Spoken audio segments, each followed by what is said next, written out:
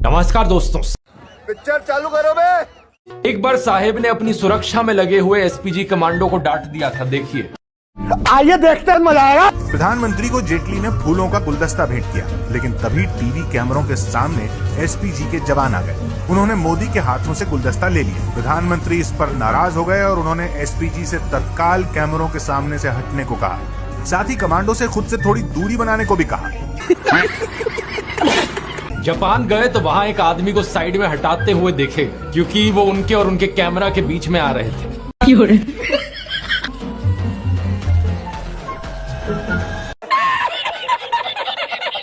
साल 2005 में दोस्तों अक्षरधाम मंदिर का इनॉग्रेशन हुआ था। इस फोटो को देखिए।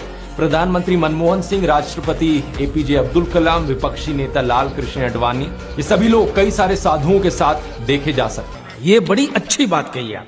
लेकिन अब राम मंदिर की इनॉग्रेशन को देखिए, कौन दिख रहा है यहाँ पर? सिर्फ एक अकेले नरेंद्र मोदी। सिक्योरिटी वालों को भी दूर कर दिया। इन्हें कोई शिकायत नहीं है। प्रधानमंत्री मोदी को ये परमात्मा मानते हैं, उनकी पूजा करते हैं। ऐसा कैसे हो सकता है कि एक पॉलिटिशियन को लेकर लोग इतने अंधे हो गए? आइए देखते हैं, मजा आएगा। बालू खा के पेट भर लेता हूँ।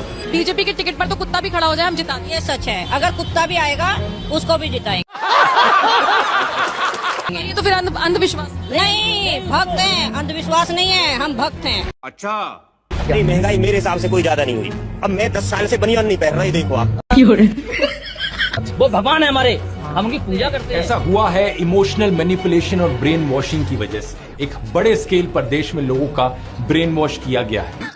सही पकड़े हैं। और जो माफिया यहाँ पर ब्रेन वॉश कर रहा है लोगों का, वो 4 डिपार्टमेंट्स पर काम करता है। पहला डिपार्टमेंट लोगों में गर्व और अहंकार भरता है कि आप महान हो क्योंकि आप हिंदू धर्म में पैदा हुए। अरे बाप रे, ये तो धोती खोल रहा है। यही नहीं, अभी और सुनिए। दूसरा डिपार्टमेंट आपको एहसास दिलाता है विक्टिमाइजेशन का, कि सदियों से, 1000 सालों से आपके पूर्वज विक्टिम बनकर रहे थे। क्या बात कर रहे हैं?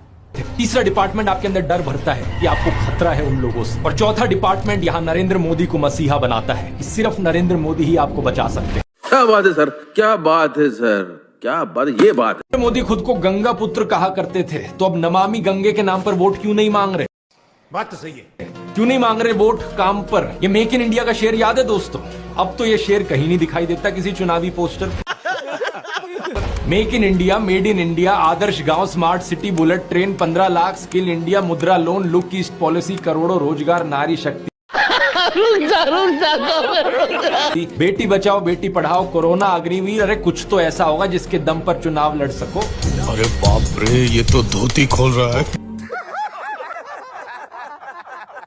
राहुल गांधी ने तो नरेंद्र मोदी को ओपन डिबेट के लिए भी चैलेंज कर दिया। इतना अच्छा मौका है कि ये राहुल गांधी के साथ 1-on-1 डिबेट करें और बता दे लोगों को, देश की जनता को दिखा दे कि इन्होंने 10 साल में कितना काम किया। इस सज्जन को क्या तकलीफ है भाई?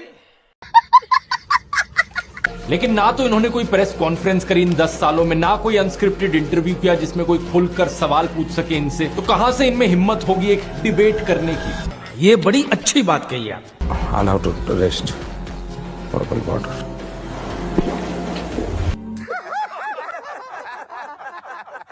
नरेंद्र मोदी ने एक बार ही कहा था, भगवान बुद्ध के साथ इनका सुखद संबंध है। अभी मजा आएगा ना। भगवान बुद्ध के साथ मेरा एक और संबंध भी है, जिसमें अद्भुत संयोग भी है और जो बहुत सुखद भी है। अच्छा, बोहरा मुसलमानों के साथ इनका पुराना रिश्ता है। साथियों, बोहरा समाज के साथ मेरा भी रिश्ता बहुत पुराना। तो क्या नाचो मैं? क्रिश्चियन कम्युनिटी के साथ तो मेरा संबंध कोई नया नहीं है, बहुत पुराना, बड़ा आत्मीय नाता रहा है। यही नहीं, अभी और सुनिए। जीवन का एक महत्वपूर्ण कालखंड मैंने आदिवासियों के बीच में बिताया है। खाओ माँ कसम। बलिया से मेरा एक भावुक रिश्ता, पंजाब के साथ मेरा विशेष नाता रहा। जिनके साथ मेरा निजी रूप से भी एक विशेष नाता। फ्रांस के प्रति लगाव बहुत पुराना रहा है। कुछ भी? अरे यदुवंश के साथ तो हमारा रिश्ता है, हमारा नाता है। कभी नरेंद्र मोदी खुद ही कहते हैं कि हम तो फकीर आदमी हैं, झोला उठाकर चल पड़ेंगे। अरे हम तो फकीर आदमी हैं, झोला लेके चल पड़ेंगे जी। लेकिन पूरी दुनिया में आपने ऐसा कोई फकीर देखा है जो 1,40,000 का चश्मा लगाता हो? नहीं।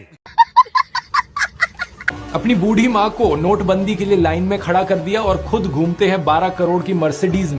बेशर्मो शर्म करो शर्म। एक तरफ तो शास्त्री जी जैसे प्रधानमंत्री देखे हैं देश में, बताया जाता है कि उनके पास सिर्फ 2 धोती और 2 कुर्ते हुआ करते। बात तो सही है।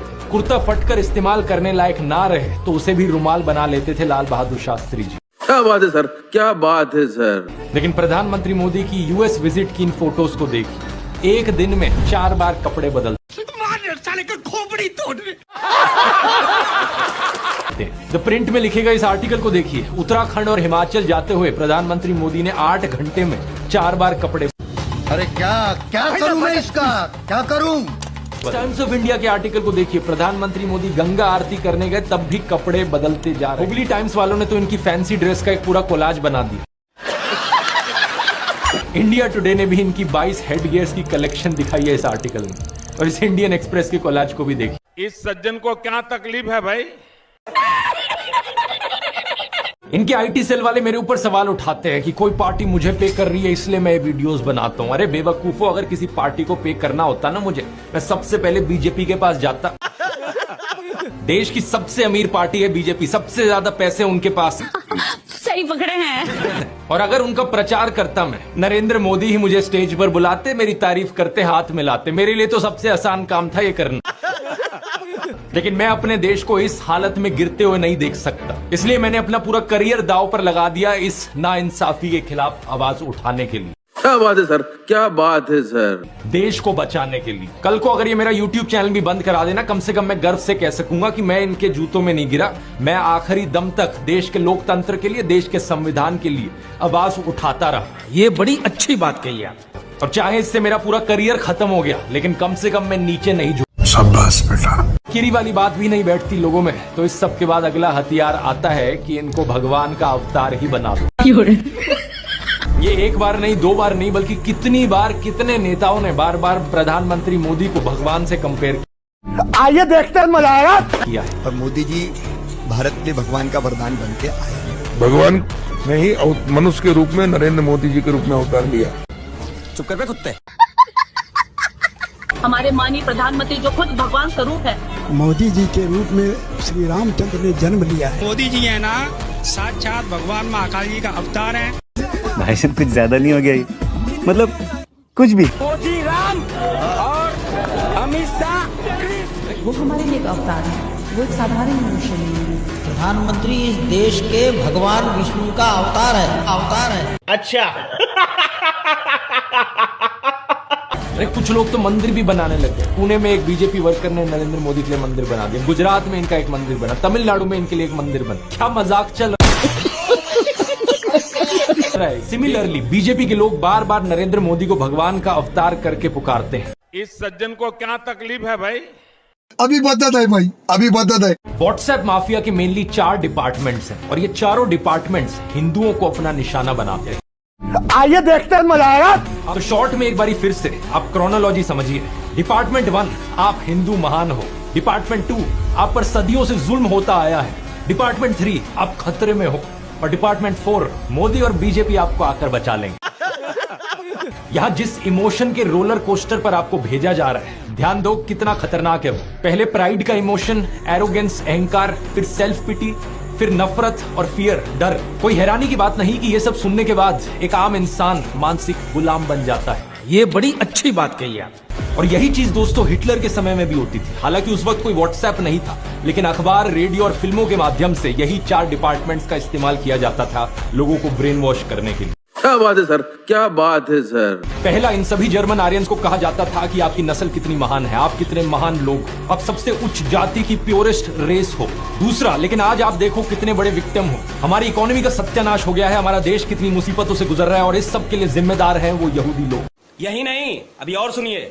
तीसरा, आप खतरे में हो। देखो वो ज्यूज आकर हमारे देश को खत्म कर देंगे, वो आपके घरों में घुसकर आपको मार देंगे। और चौथा, डरने की कोई बात नहीं, हमारे सुप्रीम लीडर आकर हमें बचा लेंगे। ये हिटलर हमारे भगवान के अवतार हैं जो सारी परेशानियों से मुक्ति दिलाएंगे। क्या बात है सर, क्या बात है सर। क्या बात, ये बात है। एक से बढ़कर एक स्ट्रैटेजी जो उस समय इस्तेमाल करी जाती थी दोस्तों, आप देखोगे कि कैसे आज व्हाट्सएप के जरिए आपको ब्रेन वॉश करने के लिए इस्तेमाल करी जा रही है। ये बड़ी अच्छी बात कही आप।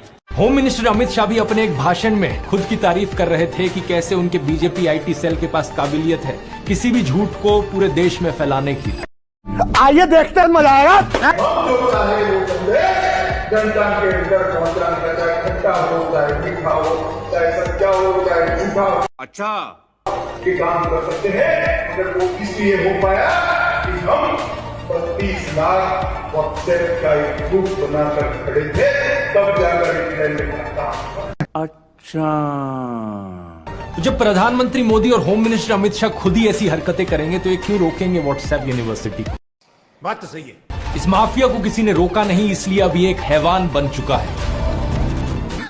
सही पकड़े हैं। यानी नजर से बाहर तो दिमाग से बाहर। और इसकी उल्टी एक टैक्टिक है, जितना नजर में रहोगे उतना लोगों के दिमाग में घुसोगे। अखबार पर नरेंद्र मोदी, रेडियो पर नरेंद्र मोदी, टीवी चैनलों पर नरेंद्र मोदी, फेसबुक पर नरेंद्र मोदी, पेट्रोल पंप की होर्डिंग्स पर नरेंद्र मोदी, सड़क पर पोस्टर छपे हैं, गूगल एड्स पे करोड़ों खर्च करके अपना चेहरा दिखा रखा है हर एक सरकारी स्कीम के इश्तिहार पे। यही नहीं, अभी और सुनिए। अरे ये सब तो छोड़ो, कोविड वैक्सीन के सर्टिफिकेट पे भी नरेंद्र मोदी। सेल्फी पॉइंट्स तक बना डाले इन्होंने जगह जगह। अरे बाप रे, ये तो धोती खोल रहा है।